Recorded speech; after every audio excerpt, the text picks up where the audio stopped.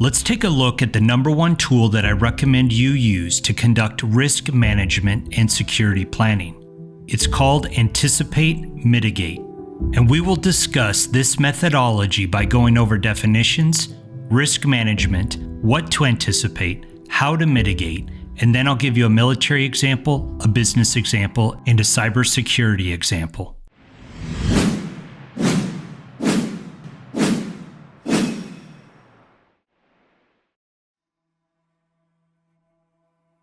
The best way to avoid a calamity is to see it coming and to find ways to avoid it or to mitigate it.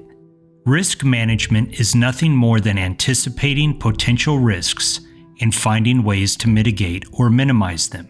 This video is an introduction to the Anticipate Mitigate methodology, which I recommend and teach during my business security classes. Anticipation is a prior action that takes into account or foretells a later action.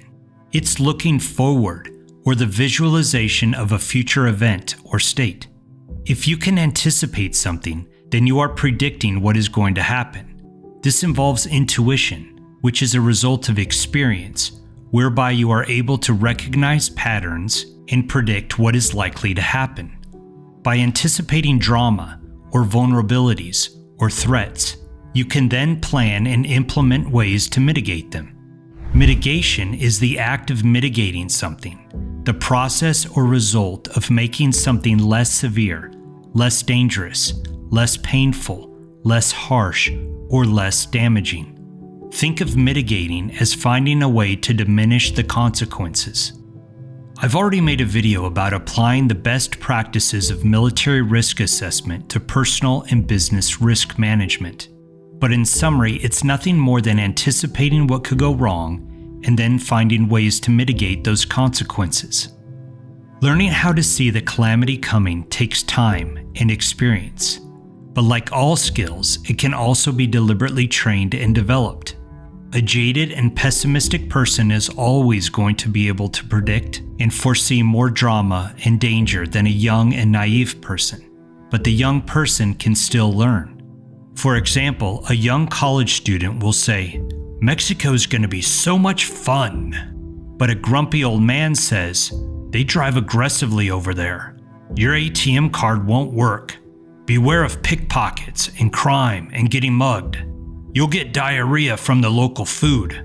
Both the naive student and the grumpy old man are right. Mexico will be fun, but there are also a few threats that you will want to mitigate. The best way to mitigate a threat or a vulnerability is to deliberately plan how to make something less severe, dangerous, or damaging. Sometimes this is informal and simply a discussion or a thought process. But often you need to write down each anticipated threat or vulnerability and then identify and assign ways to mitigate those threats and vulnerabilities. So in the case of the overseas vacation, you mitigate the effects of aggressive drivers by only taking a big and a safe taxi. That way you have a better chance of surviving an accident. You only use a reputable taxi given to you by your tourism company or the hotel. And you never jump into a taxi that pulls up to you and asks if you need a ride. You mitigate the effects of an ATM card that doesn't work by getting some foreign currency from your local bank the week before you travel. You also notify your bank that you will be in Mexico so they don't see a transaction in another country and then cancel your card. You call the hotel before you travel to make sure that they have an ATM machine that takes American Visa cards. You mitigate the effects of pickpockets by keeping your money and cell phone in your front pockets. You wear your small purse in a cross-shoulder configuration so it can't be ripped off your shoulder and stolen. You leave your flashy valuables at home or locked in the hotel safe. You travel in buddy teams or in a group, hopefully with a man or two.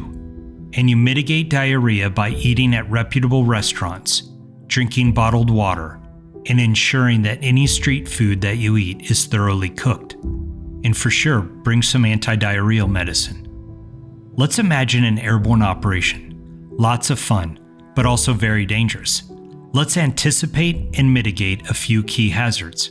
The first anticipated hazard is a parachute malfunction. The way we mitigate a parachute malfunction is by having only certified riggers pack a parachute. Unlike civilian skydiving, where each skydiver packs their own chute, in the Army, static line parachutes are methodically and perfectly packed by riggers. To mitigate what to do if there's a parachute malfunction, all jumpers go through a rehearsal, called a pre-jump, where they visualize and rehearse what to do in the event of a malfunction, to include pulling the ripcord of the reserve. Another hazard we could anticipate might be breaking your ankle or knee when you land. One way to mitigate this is to make each paratrooper practice several parachute landing falls right before they go up in the plane. This way the process of landing and then rolling is fresh in their mind. Another hazard we could anticipate is strong winds. These might blow jumpers off the drop zone or cause them to fly across the drop zone dangerously fast and have a hard landing. This anticipated hazard is mitigated by having a team on the drop zone measure winds. If the winds are too high and pass a certain threshold, the airborne operation is canceled or postponed. By anticipating and then mitigating hazards during airborne operations, the U.S. military has significantly reduced the likelihood of getting one of their paratroopers injured during training. Now let's think about a startup business with a great new product and a great new taste. They anticipate that other companies in the market will want to know their proprietary information or intellectual property, and so they plan ways to mitigate this threat. First, they anticipate problems with information security, and they give all of their new employees a crash course on the importance of keeping quiet. They also discuss the aggregate effect and how criminals and business competitors will do almost anything to learn more information about the business and recipe.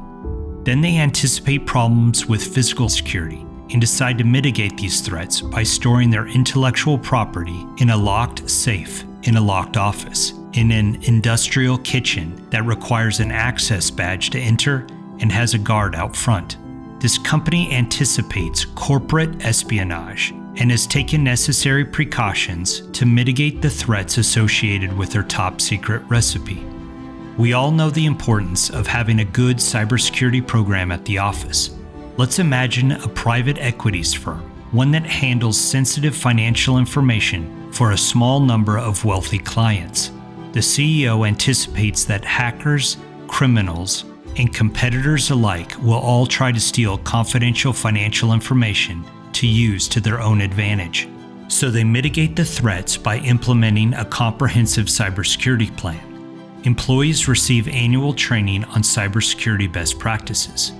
Employees are tested monthly by cybersecurity officers who send them phishing emails to see if they correctly delete those emails. The bank has a policy that no work material is ever allowed to be conducted or referenced or discussed on personal computers or smartphones. Work computers are in a guarded, access-controlled space. No computer monitors are overlooked. Network access requires a smart card, password, and a continuously changing numerical authentication PIN. And hard drives are backed up and locked every night in the vault. The greater the anticipated threats, the more deliberate you must be to mitigate them. Okay, so there you have it.